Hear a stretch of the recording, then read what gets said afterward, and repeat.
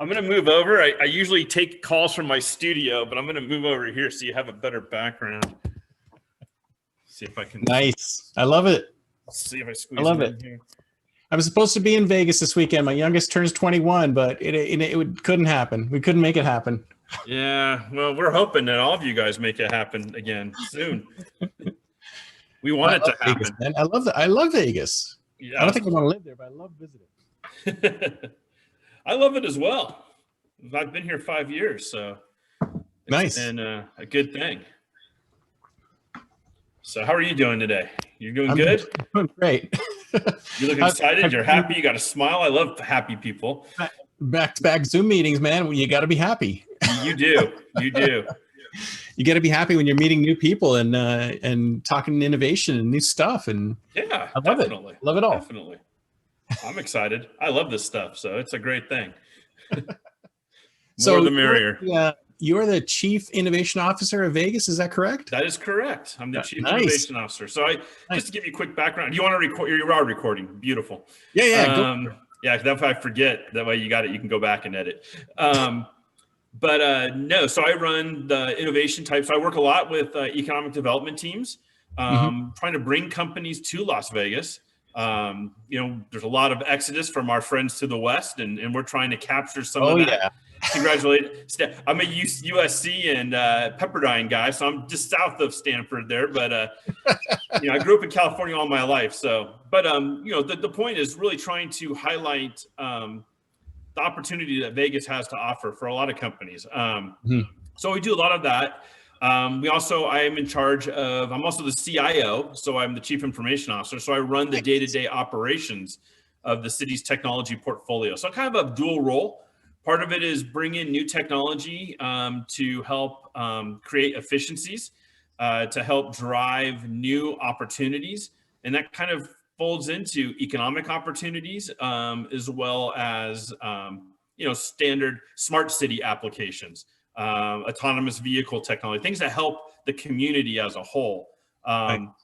But right now, it's really focused on driving economics. So trying to bring in new companies, diversify our economic portfolio, really work for the citizens and help them have a choice in the future. It doesn't have to all be hospitality. Love hospitality, but there's other opportunities out there for our citizens to be part of. And huge growth we see in aerial vehicles, whether they're we've seen taxis by Uber or delivery drones, a lot of upside. And there's really not a state right now or a region in the US that really is considered the drone or UAV capital. We're trying to, part of our energy is move towards being that city and that great state that we live in, Nevada, as being that opportunity. Yeah, fantastic. Well, do you know Jonathan Reichel? I sure do. Oh, I worked with him when he was the CIO in Palo Alto. He's one of my heroes. I mean, that guy puts out. I don't know when he sleeps. I always want to talk to him. He had wine tasting podcast for a while. He wrote a smart city book. He's everywhere. It's phenomenal. Oh, yeah. I mean, yeah. He's just awesome. He's great, and he was a professor adjunct professor part-time. I mean, I just don't know when the guy. My hair is receding. He's about clones. That's the only thing. It must be digital twins. He was on. I mean, he puts out. I don't know how he does it.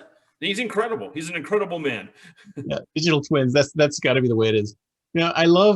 So what's this whole coronavirus thing? On the one hand, is like bad, but it's also good because it basically means that you can work from anywhere, right? I mean, it's you don't have to go into an office anymore.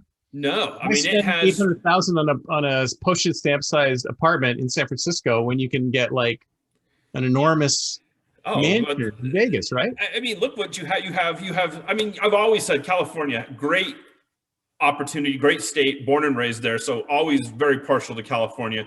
But you have all the luxuries. You always looked at California as having the best amenities, some of the best culinary establishments, some of the best in you almost named any vertical. California is there. And I think now, I mean, Las Vegas, we have a great, there's what other culinary area can you go to that has the breadth of restaurants we do? The accommodations for, well, you said the pandemic right now, not the best for conventions, but if you need conventions, it's going to come back. I mean, it's not going to be this way forever.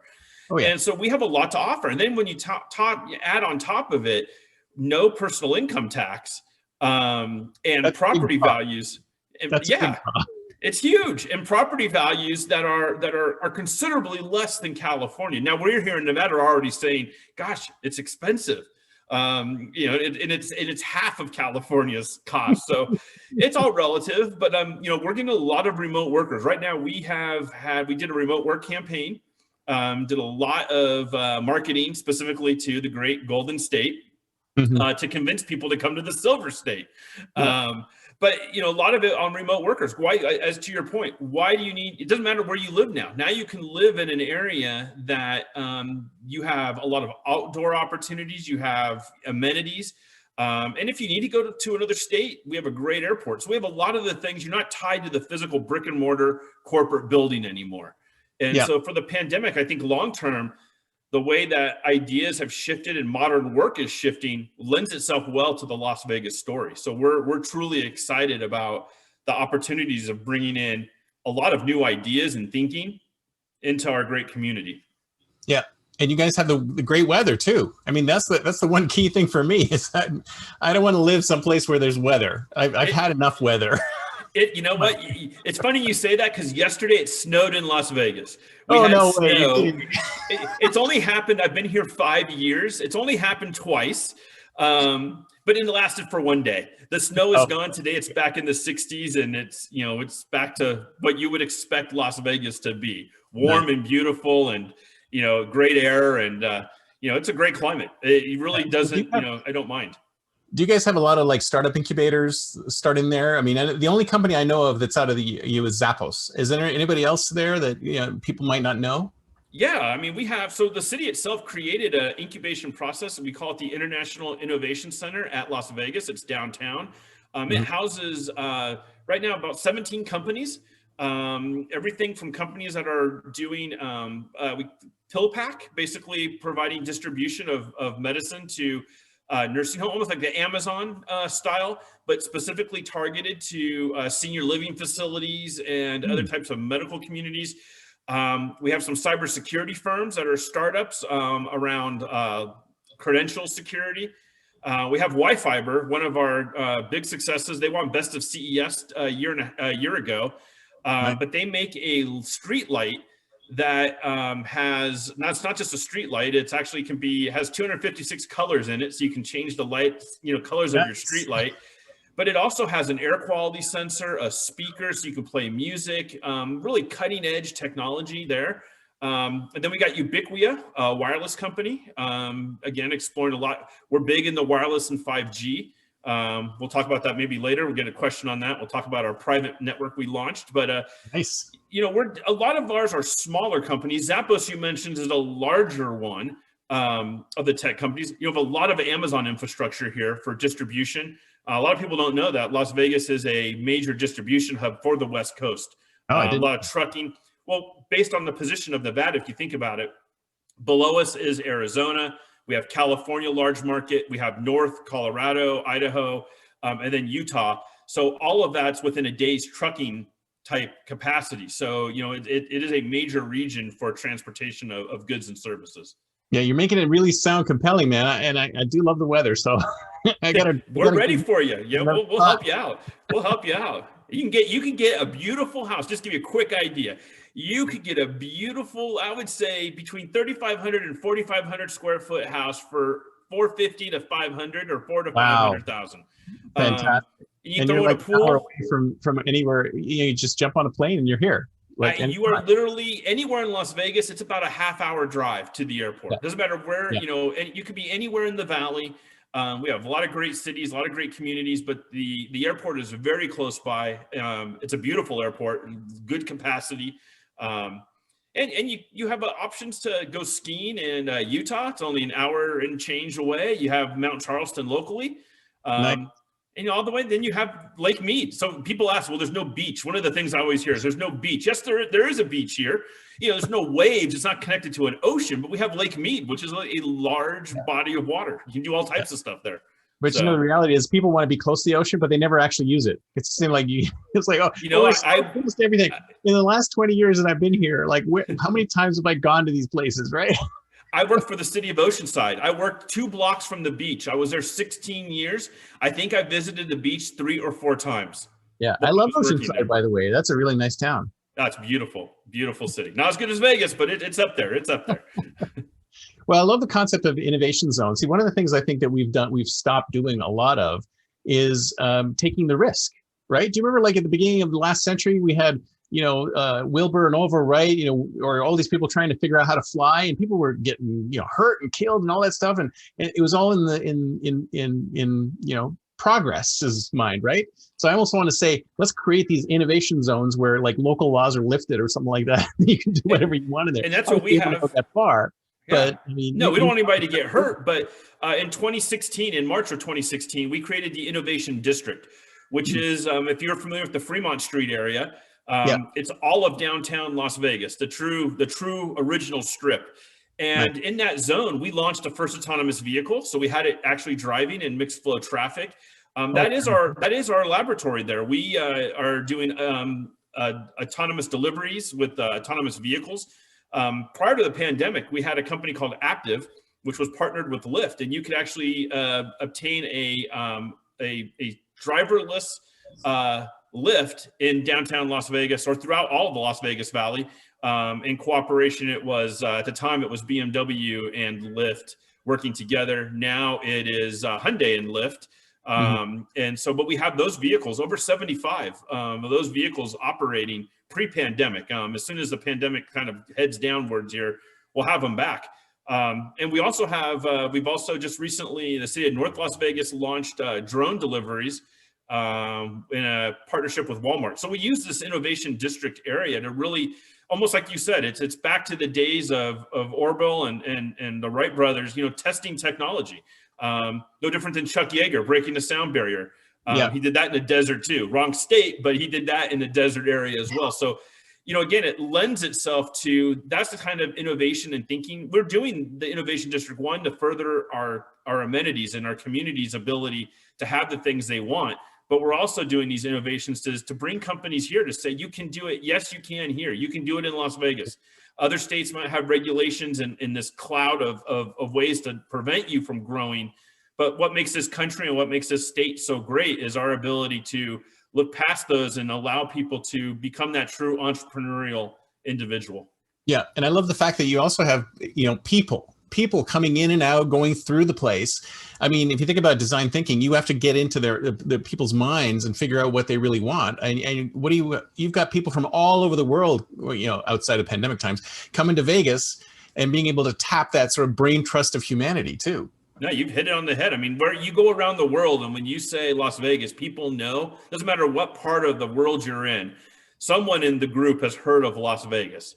And so, it has that worldwide recognition, and it brings in diversity, all types of people with ideas and thought processes coming to one location for entertainment and for business. So it's great. Very cool. Very cool. So when I was working with Jonathan, we're all about smart city and smart city strategy and where smart cities were going. And we did some analysis of what other smart cities were doing and what Palo Alto might be doing. Where are you guys on that? I mean, are you already there? Are you have a plan? We have some plans and ideas. It's an evolving target. It's never, you put something together today and in a month, it's completely different. So about a year ago, we were focused on a lot of autonomous vehicles and travel. All of a sudden, no one wanted to be cramped into a small autonomous vehicle with the pandemic. So, we've switched, we still have that on the back burner, but right now we're really working on private wireless. So we launched a private wireless network to kind of break the digital divide, to connect students directly to their school from their home. With the pandemic came remote school. A lot of our children or students in certain areas had no access to connectivity. So we built a private cellular network. We call it private 5G. And we put a modem in the student's house. The modem's about $100. And we're able to provide 25 megs down and 5 megs up connectivity. So they're able to attend school. They're able to continue to learn and email. They don't need to walk down to the 7-Eleven in the evening to get internet since they didn't have it at home, or Or imagine doing your homework and you have to do all your homework prior to Sunday because Sunday the library is closed, so you have no way of connecting. So we built this private network out, and now we're looking at, how do we take it to the next level? It's great for students, but now we can hang other IoT technology off of it. So it's really now about, how do we take this technology and just better the community overall? So a lot of exciting things happening, but yet nothing's stopping. It's just actually been accelerating during this pandemic. I mean, the needs of technology have just exponentially increased. Yeah. Well, my son goes to Davis, and he just texted me the other day saying that, well, they're out of power and they can't do anything. And it's like, how do you do remote school when you have no power? Yeah. Do you guys have your own power grid there as well? I mean, So we do. So we're one of the only cities in the U.S. that is a sustainable city. So all the power the city actually consumes, we generate back. So we have solar on our some of our buildings to capture. I mean, again, it's a great place to be in solar. The sun is almost 360 days a year. Exactly. There's sun. So, but we don't. There is a separate utility that handles power, but we do a lot of sustainability work. Obviously, water is another area we work very closely on. Some of our smart city and our incubator labs are on water. Very precious resource when you're in the middle of a desert. Mm-hmm. Mm-hmm. Very cool. Very cool. So your focus is starting to bring companies to Vegas, right? And so provide that infrastructure, incubators, et cetera, et cetera. But on the smart city front, how much have you actually implemented? So we've implemented, the private 5G network is one smart city tool we've implemented. That's going to hopefully reach over 5,000 students. And it's not something we're going to go away from. Because school, whether they go on-prem or they still need access at home. As far as intersections, we've done 97 intersections with 5G and DSRC, which is direct short-range communication, allows a vehicle to communicate with our signalized intersections. So they know when the light is going to turn from red to green and vice versa. So it kind of paces traffic. So we've done, some things to scale. So we've not just done small, a block or an area. We've done several blocks incorporating the downtown area. And we do that, a lot of it, people go, well, why do you do all that? Well, part of it's CES. We have a ton of autonomous vehicles coming in and they want to drive. And so we have to have this infrastructure set into place. The other one is we've designed 5 smart parks and we're getting ready to launch 10 more. And our smart parks, provide the normal things, wireless, Wi-Fi, and some of those, but we're also using intelligent systems, cameras that are able to view the park. So if the park is closed at night and you enter it, in the past, if you would fall down or get hurt or have no one would know you were there. So these cameras at night are able to pick up, detect you. We don't store, everybody always asks, I'm sure you will too. We don't store personal identifying information. We don't take a facial scan of you. We're using more heat signature based. And we've had some trouble, rabbit ran by at night and it thought computers are thinking it's a human. So we've had to tune, but we're expanding the smart parks initiatives to help, one, more efficient use of our policing resources, 2, allowing us to better understand how parks are utilized so that we can come up with better ways to engage the community to use them more, or to find out what amenities they like and add more of those amenities versus maybe ones they don't like. Yeah, no, I love the thought of not using sort of privacy busting technology, because the first thing you'd think is, oh, facial recognition. We have to know who this person is and why they're in the park. No, you don't really need to know that, because like you say, all you really need to know is if there's a situation that needs to be dealt with, is this a human being, right? That's basically all you need. So you can keep everybody's information private. Yeah, privacy is a huge issue for us. It's something, and we do a lot of transparency. So we have an open data portal. So a lot of the data we collect in these smart systems, we allow the public to use and create their own systems. And that hopefully, creates more of an incubation and more of an enterprise. Almost like, you don't want to control who has the airplane. You want to give everybody that technology and let them improve it on their own. And, we're not the best at a lot of things. So why not let the public and the private sector help us develop and help build a better community? So, but everybody's privacy is extremely important, and we don't need it, as you pointed out.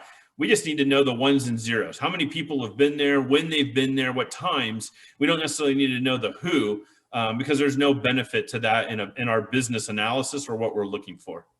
Right. So when you were talking about housing before, I mean, is the housing all like totally up to like the nth degree innovative, where you've got like automated homes where it's all computerized, or is it still like traditional? We have a lot of traditional homes still being built, but a lot of the newer homes, are coming in, and I've seen this in California and other states as well. But a lot of builders, especially here in Las Vegas, are adding in a lot more automation. So there's homes that have Alexa included. It says Wow. where they've added a lot on the structured. I think a lot of homes all over have done structured cabling. That's more pro. It used to be an add-on as an option. Now it's kind of a standard feature in a lot of homes. What I've seen recently, though, is really amazing is light switches now that are Wi-Fi based, so that you can, automate, do more home automation. Seems to be bigger. Some of the things we're doing outside of that's kind of the private builder community, but on the other side is we're looking at printing 3D homes for the homeless downtown. So we've been working with a few companies and a few different educational institutions on coming up with how do we get it's everything is always about the building code. It's not the technology doesn't work. It's getting all the people on board with change. Change is hard for people. So, but Yeah. we're looking at some 3D printed homes. It's a liquid concrete, large printer, like a large format printer. Actually, will print a house, 1,000 square foot, anywhere from we're looking between 600 to 1,000 square feet in building a home. In a fraction of the time that it would take us to do it via traditional means. Yeah, if you think about it, housing is one of those things that really could use a lot of disruption, because we're all in these 4,000 square foot homes that take forever and cost a lot of money. But Yes. then if you look in the rest of the world, there's plenty of people who like live in these tiny places, which are just big enough for them, but and are cheap. But They so are. we seem to have these, you know, we just need to bring some of that innovation here. And you're right. I mean, it isn't the technology that's the problem. It's the human beings, standing in the way going, well, this isn't zoned for that, or this isn't zoned for that. Right. Correct. And it takes time. I mean, we're working with the technology team, and myself and a lot of the other leadership understand and are ready to move forward. It's more working with our peers, and safety is important. With anything new, there's always concern, and so, I'm that innovative guy. I like to, when you said the crashes and, certain things, I'm okay with taking some risk personally. Yeah. Yeah. But, when you're building things for the community, you got to make sure that we follow, some protocols to ensure Yeah. safety. Well, I think it's a balance. It's a It balancing is. act, right? Because if you think about it, the code is there for a traditional home or traditional building, and these new things are completely different, right? The way you're encasing conduit, all of these things that might be a problem in a traditional home with wood and all the other bits and pieces to it are completely different in concrete structures, right? So it almost requires a completely different set of thinking, a completely different set of codes specifically for those kind of structures. Do you guys have that kind of thing going on, or? So we're talking about these are the things that are scary. I'll give you an example. I mean, you have a 3D printed home. When you would want to add in a traditional home, add on a room, that could be a 6 month to a year process. Yeah. Now, I mean, you bring the printer to your house and you could start printing immediately and add on a room in a day or two. So that's a huge shock to traditional building standards and how building inspectors and things. So we're working through those issues. We're talking about them. We're looking at, what are the challenges with that? But the pandemic has been helpful.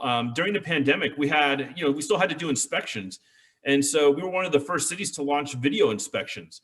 So let's say you put in a new water heater, you made an appointment online. We called you on your smartphone and you just held your camera and went around your water heater, and we were able to inspect it and sign it off. So that's a step in the a very slow step, I admit, for government, but it is a step forward.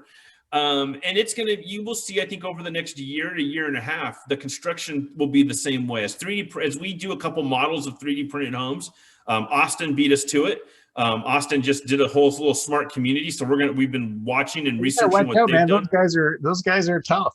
They are quick. Austin's a great community of innovators out there. So they keep us definitely on our toes, but so we're learning from that, and we hope to be up there and setting standards for the world. Very cool. Well, what you guys need is to Uberify everything. So it's like when I walk past something that needs to be done, I'll get a text message saying, "Hey, come do this. We'll pay a few bucks." You know, it's like just I mean, bring the entire community into it. Seriously, well, look at sports game. I mean, it's not a game. We're not here to talk about gaming necessarily, but sports betting. All the major casino companies have rolled out. I think Michigan is getting ready to go online with sports betting. That's a huge market now, where before you'd have to fly to Las Vegas or go to another state that accepted it.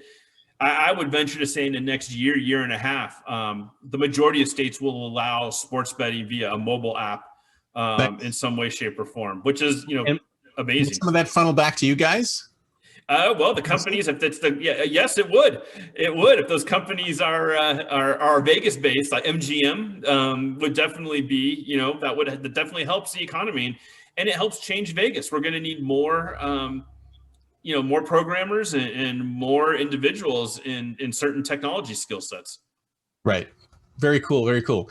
So where do you see things going in the future, like 10 years from now? Project your mind to 2031. So where do you see yourself? Where do you see Vegas in 10 years? Well, I definitely see Vegas as an up and coming city, and in 10 years time, I would consider it to be one of the major cities of the future, meaning it has future relevance. I see the economy being very diverse here. I see the population being extremely diverse here. I see a lot of great things on the horizon. I do see it as no longer being seen as a gaming capital. That's what it's been seen as of today. I think it becomes an emergence of entertainment and technology, kind of the best of all worlds in that retrospect. I do see a lot more of, the boring companies here. So you're going to see transportation options like you've never seen. Nice. We do have right now, currently, we have a tunnel underneath the new convention center, and Elon Musk's electric vehicles go back and forth. In 10 years, though, I do see the airport connected to this same tunneling system. Same thing with downtown out into the suburbs. So I see a lot of opportunity here for Las Vegas to be a pioneer and a leader over the next 10 years. Yeah, I myself about that traffic problem. Yeah, when I go to Vegas, I usually go when it's CES, and of course it's always nuts and it's impossible to get. So have you put any thinking against that specific issue? That's it. That's why we're looking at the boring company to bore tunnels between the airport, and there's a lot. I mean, you'd be able to, with that kind of a system, you'd be able to get off your plane and go right to your hotel, because it looks like it's going to go from the airport to some of the major casinos and then to major destinations, which would include the convention center. So you may never, coming to Las Vegas in the future, you would never have to rent a vehicle or use a vehicle-based service. You would just get off the plane, go right into the boring company's tunnel transportation, pop you up at the hotel, and from there you hop back on it and get over to the convention center. And so it's definitely, will help offload some of the roadway traffic to underground. Just again, looking at different types of options. I think above ground autonomous vehicles will also be a huge impact in Las Vegas. You'll see a lot of those, just think of the monorail on the ground, basically. And so a lot of opportunity there. What about flying cars? You were mentioning that earlier. I personally believe in flying vehicles, and I believe in your vehicle doing work for you while you're at work. You park it, it goes off and gets a wash. It goes and delivers groceries for you. I do see flying vehicles as a possibility in the next 10 years. Personalized flying vehicles. I don't know how prevalent it will be, but I definitely think it'll be out there. And so I'm looking forward to those options.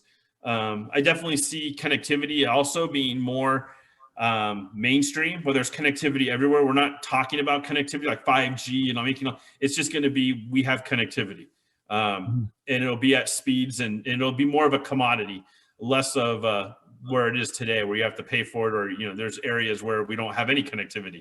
So that'll be kind of evened out. Well, I always think that flying vehicles are actually easier to build because there's less stuff in the air than there is on the ground. There is. It's like, well, but it seems like there's a lot of focus on autonomous ground vehicles. I see in 3 to 5 years my pizza being delivered via drone to my home. I mean, I definitely see that. I even see package delivery at some I would say small scale, but I see package delivery coming. So a lot of great. It's a great time to go through technology and all the changes. I started on mainframe, so just to see the last 15 to 20 years, I can't wait for the next 20 just to see how things shape up or where they go. A lot. So are you saying, so since you guys are the government, are you saying that you've sort of loosened things up so it's easier for people, like, because I remember Taco Copter was like, what, 5-6 years ago? And everyone's like, oh yeah, Taco Copter, this is great. And then I don't know if it was a joke but they said that San Francisco wasn't allowing them because they didn't want to, drones flying around and dropping tacos on people. And I'm like, correct. Well, we need to find a city where they will allow people to order their taco. So we are a drone. So we are one of, I think, 2 states in the United States that have specific drone capability. Just like we did with autonomous vehicles, we licensed some of the first autonomous vehicles in the United States. So we do have some restrictions around drones that are a little bit looser than other areas. And we're heavily investing in that as not just a city, but as a state as well. So very excited. But no, I think I'd love to have a taco delivered. I'm ready to test it out right now. And I think you'll see that. I think in the next year, I'll go with a bold prediction and say I said it here first. I think in the next year, if we're on this time next year together, we'll have food delivery in downtown. In parts of Las Vegas, you will be able to get drone delivery. Nice. I would love to do that. But what happens to the drivers? They're out of work. No, well, again, it's workforce development. You're going to need people to repair the infrastructure that these drones are going to require. There's going to be drones that need service. So, instead of driving a vehicle, you're going to be a service technician possibly, or some other skilled labor. So that's a challenge on government and the education system. Is we got to start teaching people to be prepared for the technologies of the future. We have robotic bartenders. The impacts are already being felt here pre-pandemic.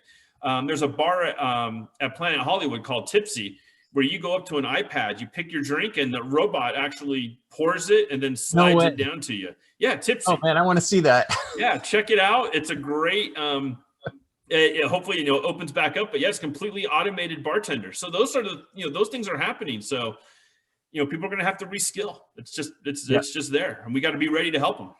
Yeah. Well, I have this theory that, it's like there's a lot of futurists out there who say, oh, we're going to lose 2 million jobs because of autonomous vehicles. But who knows how many millions of jobs that are actually going to be created, right? It's the same thing that happened prior to the internet. It said, oh, so many jobs will be lost. But, we created way more jobs that nobody even knew about web developers. I mean, what was a web developer in 95 or 94, right? Yeah. It didn't exist, right? Didn't exist. I'm with you. No, we definitely see as new technology comes into play, there's additional jobs and economic creativity because a whole new industry is born. So, and a lot of the jobs that, a driver of a vehicle, an Uber driver, makes a set amount of money, but the jobs as that goes away, the opportunity to replace it with something that makes a lot more money is possible. So, because of the skills are different. It's more about how do we as a community provide the educational and the training for these people to go from one job into these new skills. Yeah.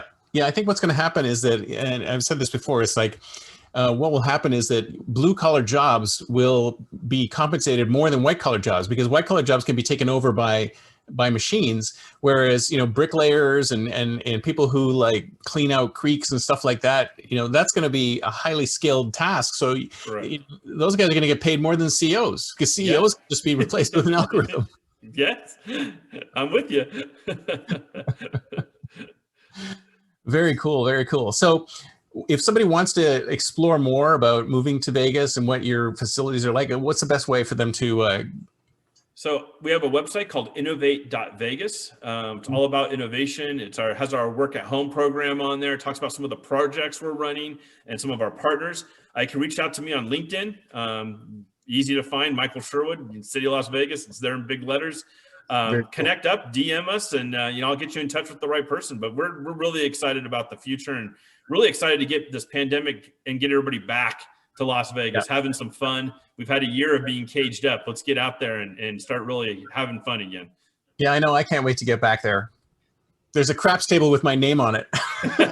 There are several right now with your name on it. There's no waiting. You come on out soon before it gets crowded. Sounds good. Well, thank you, sir. It's been great talking with you. Thank you. Pleasure. Have a Have a great good one. evening. Talk to you soon. All right. Bye. Take care. Bye-bye.